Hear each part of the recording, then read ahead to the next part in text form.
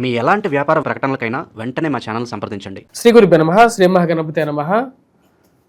కుంభరాశి వారికి రాబోతున్నటువంటి అక్టోబర్ నెల ఎలా ఉండబోతుందని చూద్దాం. కుంభరాశి వారికి అక్టోబర్ నెల అనేది చాలా ముఖ్యమైనటువంటి నెలగా కూడా చెప్పడం జరుగుతుంది. ఈ యొక్క అక్టోబర్ నెలలో ఎందుకు ముఖ్యం కుంభరాశి వారికి అంటే, ఈ యొక్క నెలలోనే ఈ రాశిలో ఉండేటువంటి వారికి కొన్ని చేంజెస్ అనేవి జరుగుతున్నాయి. గ్రహస్థితిలో వచ్చేటువంటి మార్పులు, వీరి మీద ఉండేటువంటి ప్రభావం ఎలా ఉండబోతుందని చూద్దాం. ముఖ్యంగా ఈ యొక్క నెలలో మేజర్ ట్రాన్సిట్ ఒకటి జరుగుతున్నది. మేజర్ గ్రహ మార్పులో వచ్చేటప్పటికి గురువు యొక్క మార్పు. గురువు తన యొక్క మార్పుని పంచమం నుంచి షష్టమంలోకి చేయబోతున్నాడు. పంచమంలో ఇప్పుడు సువర్ణమూర్తిగా యోగకారకమైనటువంటి స్థితిలోకి రాబోతున్నాడు, షష్టమంలోకి. అదేవిధంగా వచ్చేటప్పటికి ఉచ్చ స్థాయిలోకి రాబోతున్నాడు అన్నమాట. ఇది గురువు యొక్క స్థితి. అదేవిధంగా రవి యొక్క స్థితిలో కూడా మార్పు జరుగుతున్నది. గురువు అనుకూలమైనటువంటి స్థితిలోకి మారుతున్నాడు. అదేవిధంగా అష్టమంలో ఉన్నటువంటి రవి కూడా అదే రోజున కుజుడితో కలిసి ఈ రాశిలో ఉండేటువంటి వారికి భాగ్యస్థానంలో కుజుడు రవి యొక్క కలయిక యుక్తి యోగంగా మారబోతున్నది. ఇది అనుకూలమైనటువంటి ఫలితాన్ని ఎక్కువగా ఇస్తుంది. ముఖ్యంగా అనుకూలము, అదేవిధంగా కొంచెం వ్యతిరేకమైనటువంటి ఫలితాలు రెండు కలిసి చూద్దాం. ముందుగా వచ్చినప్పుడు అనుకూలమైనటువంటి ఫలితాలు గురువు నుంచి ఈ రాశిలో ఉండేటువంటి వారికి రాబోతున్నటువంటి కొంచెం అనుకూలత ఏ విధంగా ఉంటుందని చూద్దాం. ఈ రాశిలో ఉండేటువంటి వారికి సువర్ణమూర్తిగా మారినటువంటి గురువు అక్టోబర్ 18వ తారీఖు నుండి అనుకూలమైనటువంటి ఫలితాలు ఎక్కువగా ఇస్తాడు. వృత్తిపరంగా, వ్యాపారపరంగా సానుకూలమైనటువంటి ఫలితాలు ఇవ్వగలుగుతాడు. గురువు యొక్క దృష్టి మనం గమనించినట్లయితే, గురువు షష్టమంలో ఉన్నప్పుడు తన యొక్క దృష్టి అనుకూలమైనటువంటి స్థితిలోకి రాబోతున్నది. ముఖ్యంగా రాజ్యస్థానాన్ని చూడగలుగుతున్నాడు. దాని యొక్క ప్రభావరీత్యా ఈ రాశిలో ఉండేటువంటి వారికి నూతన ఉద్యోగ అవకాశాలు రావడానికి అనుకూలత అనేది ఎక్కువగా ఉంది. అంటే ఎవరైతే ఉద్యోగపరంగా ప్రయత్నాలు చేస్తున్నారో, ఉద్యోగపరంగా ఎదుగుదల లేదని బాధపడుతున్నారో, ఎందుకంటే ఈ రాశిలో ఉండేటువంటి వారికి ఫైనాన్షియల్గా ఖర్చు అనేది చాలా ఎక్కువగా ఉంది. శని యొక్క ప్రభావం, ఏలినాటి శని ప్రభావ రీత్యా కూడా దాని యొక్క ప్రభావం చాలా ఎక్కువగా ఉంది. దానివల్ల కూడా వచ్చినప్పటికీ కుటుంబ సంబంధ బాంధవ్యాల విషయంలోనూ, మీరు ఇంటిరుగు పొరుగు సఖ్యత విషయంలోనూ ఉన్నటువంటి చిన్న చిన్న సమస్యల్లో ఎక్కువగా ప్రభావితం చేయడానికి ఈ యొక్క శని ప్రభావం ఎక్కువగా ఉంది. ఇప్పుడు ఈ రాశిలో ఉండేటువంటి వారికి గురువు ఫైనాన్షియల్గా స్టెబిలిటీని కొంచెం పెంచబోతున్నాడు. అదేవిధంగా ఉద్యోగ భద్రతని పెంచబోతున్నాడు. ఈ రాశిలో ఉండేటువంటి వారికి రాజ్యస్థానానికి గురువు యొక్క దృష్టి, అదేవిధంగా ధనస్థానాన్ని కూడా చూడబోతున్నాడు అనమాట. అంటే భాగ్య దృష్టి, అంటే 9వ ఇంటిని కూడా చూస్తాడు. కాబట్టి దాని యొక్క ప్రభావరీత్యా వచ్చినప్పటికీ ఇరుగు పొరుగు సఖ్యత విషయంలో కొంచెం సానుకూలమైనటువంటి ఫలితాలు, ఉద్యోగంలో సానుకూలత, అదేవిధంగా ఇన్ని రోజులు కష్టపడినటువంటి వారికి కొంచెం రిలాక్సేషన్ పీరియడ్ని ఇవ్వబోతున్నాడు. ఏవైతే ఇన్ని రోజులకు చాలా వరకు కోల్పోయారో ఆ కోల్పోయినటువంటి విషయాల్ని తిరిగి తెచ్చుకోగలుగుతాను అనేటువంటి ఒక నమ్మకాన్ని ఇవ్వగలుగుతాడు. ఈ రాశిలో ఉండేటువంటి వారికి గురువు యొక్క సానుకూలమైనటువంటి స్థితి యోగాన్ని ఇవ్వగలుగుతుంది. వివాహ ప్రయత్న సంబంధితమైన విషయాల్లో సానుకూలమైనటువంటి ఫలితాలు ఇవ్వగలుగుతాడు. రజతమూర్తిగా ఉన్నటువంటి గురువు పంచమంలో రాజ్యస్థానంలోకి ఎప్పుడైతే షష్టమంలోకి మారబోతున్నాడో అక్కడ ఈ రాశిలో ఉండేటువంటి వారికి తను ఒక సువర్ణమూర్తిగా మారబోతున్నాడు.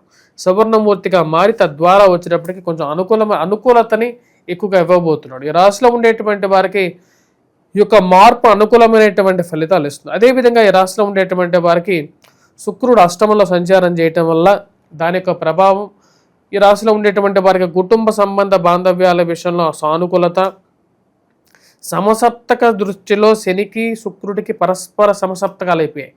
దాని యొక్క ప్రభావరీత్యా వచ్చినప్పటికీ కొంచెం కుటుంబంలో మళ్ళీ ఆ యొక్క ఆనందకారకమైనటువంటి క్షణాలు, మళ్ళీ కుటుంబంలో ఒకరికి ఉద్యోగం రావడం, కుటుంబంలో పిల్లల ఎదుగుదల అనుకూలంగా ఉండటం, కుటుంబంలో ఒకరికి మంచి పేరు ప్రఖ్యాతలు రావడం, సొసైటీలో మంచి సానుకూలమైనటువంటి ఫలితాలు ఇవ్వగలుగుతాయి.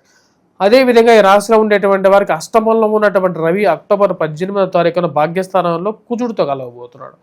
ఈ యొక్క ప్రభావం అనేది అంత పాజిటివ్నెస్ అనేది ఇవ్వదు ఈ రాశిలో ఉండేటువంటి వారికి. ముఖ్యంగా వచ్చినప్పటికీ నెగిటివ్ టర్మ్స్లో దాని గురించి ఎక్కువగా వివరించడం జరుగుతుంది. ఇప్పటివరకు నేను పాజిటివ్స్ చెప్పాను, ఇప్పుడు నెగిటివ్స్ ఎటువంటి ప్రభావాలు, ఎటువంటి కొంచెం నెగిటివ్గా జరగబోతుంది, దాని గురించి కొంచెం జాగ్రత్తలు కూడా తీసుకోవాలి అనేది మనం చూద్దాం. ముఖ్యంగా ఈ రాశిలో ఉండేటువంటి వారికి భాగ్యస్థానంలో రవి నీచత్వ స్థితిలోకి వెళ్ళిపోతున్నాడు. దీని యొక్క ప్రభావం అయితే ఈ రాశిలో ఉండేటువంటి వారు తండ్రి గారి ఆరోగ్య సంబంధితమైన విషయాలను, కొన్ని లక్ ఫ్యాక్టర్స్ విషయంలోనూ, దగ్గరగా వచ్చినటువంటి కొన్ని విషయాలు దూరంగా జరగడం, ఇలాంటివి కొన్ని జరుగుతూ ఉంటాయి. అదేవిధంగా ఈ రాశిలో ఉండేటువంటి వారు ముఖ్యంగా విదేశాన ప్రయత్న సంబంధితమైన విషయాల్లో జాగ్రత్తగా ఉండాలి. అదేవిధంగా నూతన ఉద్యోగ అవకాశాలలో కోసం ప్రయత్నం చేసేటప్పుడు ఈ యొక్క ఉద్యోగం ఏదైతే ఉందో చేస్తున్నటువంటి ఉద్యోగాన్ని వదిలి అక్కడికి వెళ్ళేటప్పుడు కొన్ని జాగ్రత్తలు తీసుకోవాలి.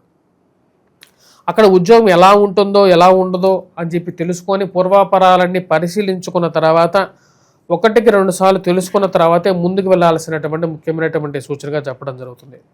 పూర్వాపరాలన్నీ పరిశీలించుకున్న తర్వాత ఉద్యోగపరంగా మార్పు చేర్పులు చేయాలనుకున్నటువంటి వారు ఆ మార్పు చేర్పుల విషయంలో కొన్ని జాగ్రత్తలు తీసుకోవాలి. అదేవిధంగా భూ సంబంధితమైనటువంటి లావాదేవీల్లోనూ ఆలోచించి జాగ్రత్తలు తీసుకోవాలి.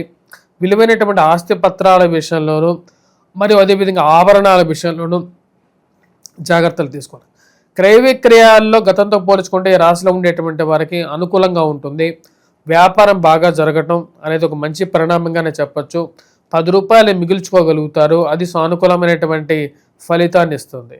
రాజకీయంగా ఎదగడానికి చేస్తున్నటువంటి ప్రయత్నాల్లో కొంచెం అనుకూలత గతంతో పోల్చుకుంటే ఈ సంవత్సరం మొదటి నుంచి జరిగినటువంటి ప్రక్రియతో పోల్చుకుంటే కొంచెం సానుకూలమైనటువంటి ఫలితాలు అనేవి ఎక్కువగా పొందగలుగుతారు. ఈ రాశిలో ఉండేటువంటి వారికి గురువు యొక్క సానుకూలమైనటువంటి స్థితి యోగ్యాన్ని ఇవ్వగలుగుతుంది.